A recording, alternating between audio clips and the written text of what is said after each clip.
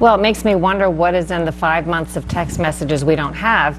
That, by the way, the Department of Justice Inspector General has recovered and yet has not turned over to Congress. For some reason, he's sending those messages back to the Department of Justice and said to Congress, you can get those messages through DOJ. I won't object to that, but, you know, it's just adding another layer and delay into seeing what was really going on. So Jeff Sessions should be the one to say, okay, take it.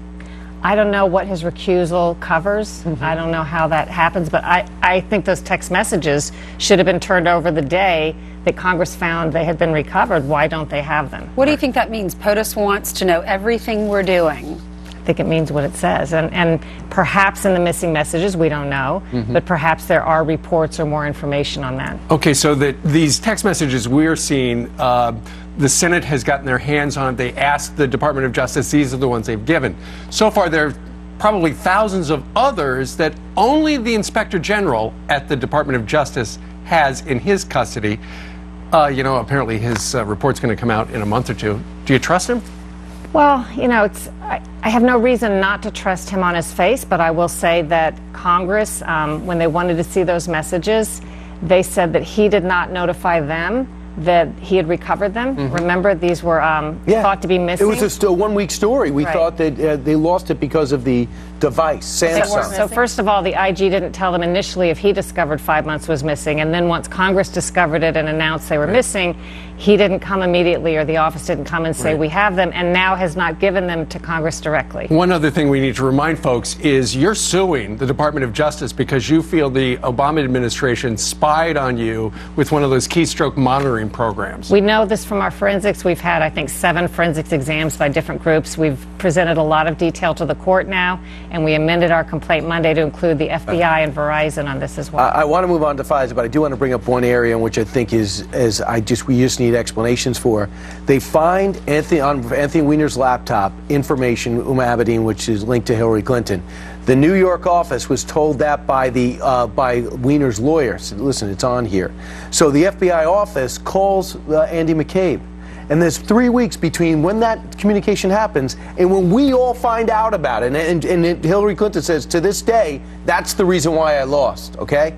What happened in those 3 weeks? Did James Comey know and hold it, or was James Comey kept from that information by Andy McCabe? I think those are great questions that have to be asked. I'm not sure people understand Congress has an oversight role. They are equal to the executive branch and the judiciary in terms of that, and they are supposed to have this information as necessary in a timely basis and not be obstructed. And the reason I mentioned your lawsuit against the Department of Justice is you're saying that the federal government spied on you. Big question is, did they go to the FISA court? Did they do all of that? And you've written a great op-ed over at thehill.com talking about, did the FBI violate the Woods procedures in vetting the FISA claims? Explain, first of all, what Woods procedures are. Let me just say why this applies in the big picture to what happened to me and other people that haven't been revealed yet.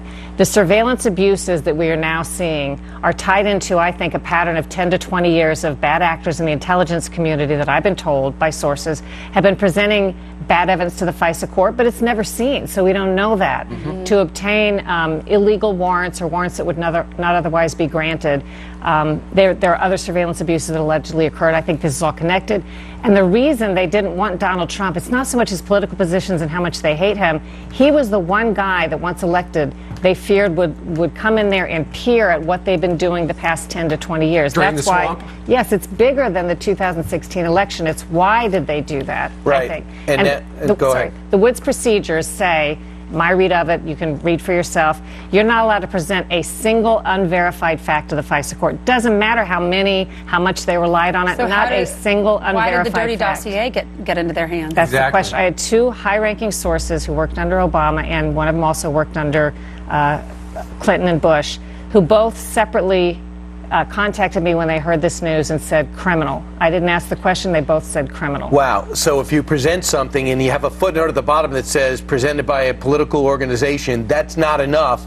And we don't know what happened in that room. Do you believe, Cheryl, that the New York Times request, along with the request that's put forward from Congress, will get the transcripts out and find out what took place for the first time ever between that judge or those judges and the FBI? It depends. You know, will Congress press to do it? Will there be a lot of opposition and squawking about it? Again, the New York Times wants it. Yeah. Another intelligence source of mine said this is now a legitimate pretext to look at all of the FISA activity that's occurred over the past 10, 20 years. I don't think that's going to be done. I think it ought to be done. Yeah, pulling back the curtain. We want to see what really happened. These are people on the inside saying this. These are intelligence-connected people, Right. not outside. Informants.